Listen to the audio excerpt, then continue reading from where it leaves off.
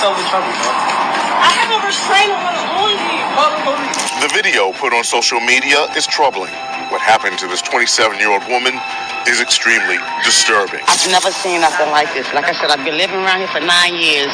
It's quiet, it's peaceful, it's comfortable. You can walk, sit outside. You know, I've never seen anything like this. On April 24th, 2024, Shakaya Allen was accosted by her ex-boyfriend in her new apartment. Although she had left him because he was hurting her, although she had moved to a new apartment, although she had filed a restraining order against him, somehow this man found out where her new apartment was and went there with one mission: to end her life. Shakaya ran away from him when she saw him. One particular neighbor recorded Shakaya running around the parking lot of the building, telling her ex-boyfriend to stay away from her and warning him that she had a restraining order against him. None of these seemed to faze the ex-boyfriend, who chased her all over the parking lot, daring her to call the cops. A few minutes later, in broad daylight, despite the fact that people were watching with one person even recording them, Shakaya's ex pulled out a firearm and fired at her at point-blank range, ending her life. What led to the tragic events of April 2024? And could anyone have saved Shakaya from her tragic end? Let's find out in the story of Shakaya Allen, the TikToker who was shit on Livestream by her stalking ex-boyfriend. It's horrific. It's appalling that someone would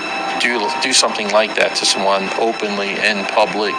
The way this crime was committed. Shakaya's story unfolds in Nottingham, Maryland, a quaint town nestled along the Patuxent River in Prince George's County. Renowned for its cleanliness and convenience, Nottingham is cherished by its residents and admired by neighboring communities. It is a serene and well-maintained town where safety is a top priority. The likelihood of experiencing violent crime here is remarkably low, with the odds being 1 in 10,000. But unfortunately, the odds were not in Shakaya's favor. Shakaya Allen was a beautiful and passionate young woman who everyone liked. She worked at an Amazon warehouse, but her real passion lay in reality TV. Shakaya loved watching reality TV shows, and when she got done watching, she would go on social media to review the episode she had watched. She was very opinionated and didn't shy away from sharing whatever she felt in the moment about what she had just watched. Shakaya's love for watching and reviewing reality TV shows had garnered her a following on TikTok. So if you watch in a minute, this is Amy, this is her boyfriend. And they've been together for like 6 years. They got engaged, but at the time they got engaged, Amy actually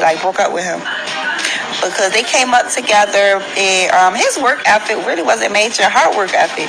So she left him alone. Although she was reviewing reality TV content, she was reviewing the kind of content she felt like she could relate to and draw lessons from. She breaks up with him, but she's in tears breaking up with him, cause she's choosing herself. I feel like so many of us been in that situation when she's that's her person. She know that's her person. But at the same time, she needs somebody that's going to match her work. So it's she got to love her person from a distance. And that is so heartbroken. That is so heartbroken. I feel like I've been in that situation.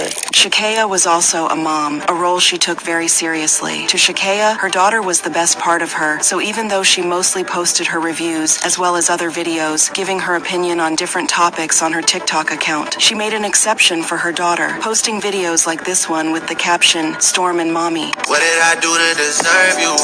Don't even know what I did. Been praying on it since a kid.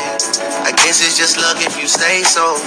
How you get all of that body and face though? What kind of water they serving in clay cold? Listen me talking, it's not DNA hole. Ready to pop out, but we gotta lay low. I really gotta calm down. But Shakaya didn't just post reality TV reviews. She also sometimes posted random videos where she basically shared her opinion on her topic of choice, along with her reviews. A few weeks before her life was tragically snatched from her, Shakaya posted a video asking why people saw it as a problem to want to deal with problems alone. I want to know, is it a big thing to go through something and want to go through something alone? Is it wrong for you to be isolated? You don't get that? You can't be isolated? Like, why do everybody make that seem like it's a problem to like want to go through something and deal with it alone? Now Shakaya did not go into detail on who people were or what problems she wanted to go through alone, but a few weeks after she posted that video on TikTok, she was dead. On April 24th, 2024, at around 3:30 p.m., a Baltimore County police officer received a 911 call from frantic people who reported there was an emergency at the 8500 block of Walther Boulevard. A woman had been fired at multiple times and was now laying on the floor, unresponsive. When emergency services arrived, they found a young woman, later identified as Shakaya Allen by her neighbors. Laying on the ground, she was not breathing and was pronounced dead on the scene. Officers arrived. They located a female suffering from apparent gunshot wounds in the parking lot of the establishment. The victim was pronounced deceased here on scene. Once Shakaya was transported to the morgue for an autopsy, a few officers stayed back to speak to the neighbors. Many of the neighbors saw everything and told officers that the man, who had not yet been identified, had just accosted Shakaya out of nowhere. She had tried to run, but he kept running after her and would not leave her alone. A few neighbors tried to intervene to get him to leave her alone, but he was not budging, and ultimately, once he caught up to her, he brought out his firearm and fired at her. I heard 2 shots, bap bap, then a little break, and then like 2 or 3 more shots after that, bap bap bap. And that's when I decided I'm going to call 911 now, because clearly it was a shooting and not fireworks. But that wasn't all. One neighbor who had recorded the chilling incident told officers that she was upstairs in her apartment when it happened, but when she heard the commotion happening outside, she looked out her window only to see a young man chasing Shakaya all over the parking lot. No, I don't have nothing to do. I'm sorry, can you call the police? Get away from me. You ain't gonna do nothing to get yourself in trouble, bro. I have a restraining order on you. Because she suspected something might go down, she brought out her phone and started recording, hoping it would deter the man from doing anything drastic to Shakaya if he knew he was being watched and recorded, but that didn't stop him. The neighbors quickly called 911 after the incident, but by the time cops got there, it was too late. Shakaya was gone. By the time police responded, the damage had been done. But what was the most chilling was that after the man fired at Shakaya, he didn't seem in a hurry to get away. After the shots rang out, the gunman didn't appear to be in a hurry to make his getaway.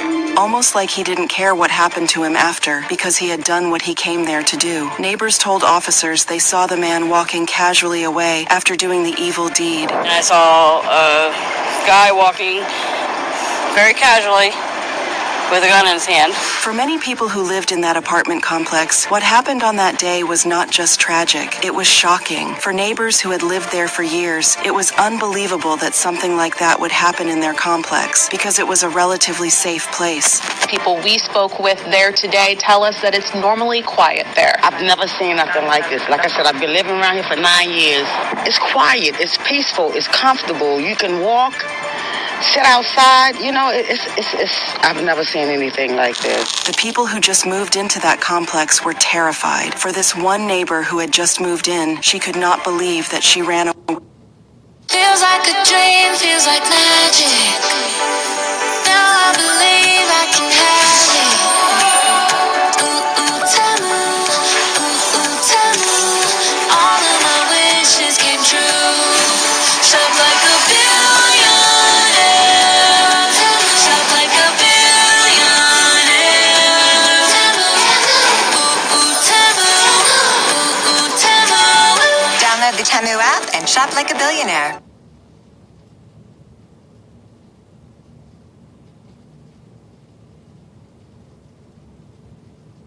People everywhere are recommending GoodRx. My neighbor showed me the app. It helped me save on my kids' allergy pills. GoodRx can save you a lot of money. Americans everywhere are sharing the savings. You're all set. Save up to 80% on your prescriptions with GoodRx. Download the free app.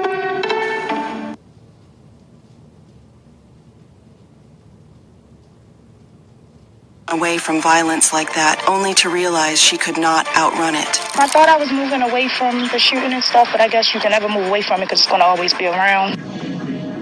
We are following developments in Baltimore County where police have confirmed a woman was shot to death in the parking lot of what neighbors tell us is a normally quiet, peaceful community.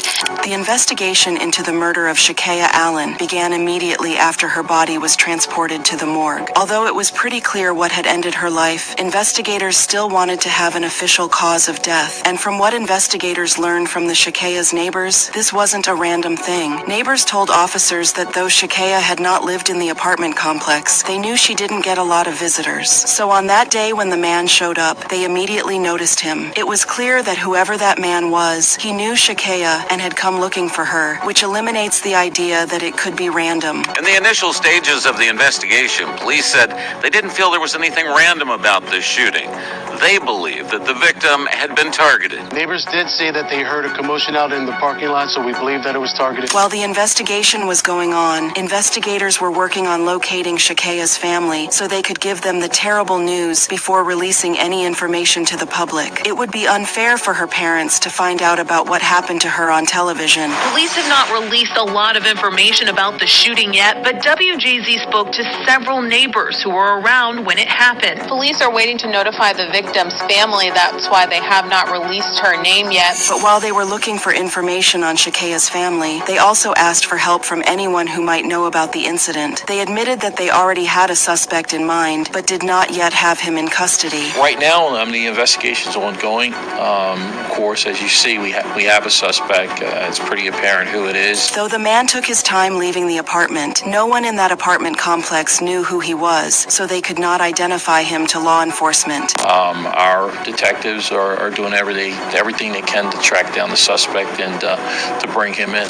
It didn't take long for investigators to find Shakaya's family and break the news of what had happened to their daughter. While they were completely shattered about the loss of their daughter, they did give investigators one crucial lead. Investigators showed Shakaya's family the video Shakaya's neighbor recorded of that day, and they were able to identify the man in the video as Shakaya's ex-boyfriend, as Amir Johnson. Shakaya's family told investigators that Amir and Shakaya had met at the Amazon warehouse where they both worked. At first, their relationship was rosy. They posted loved-up videos on Facebook to share their love with people. Damn, little lady.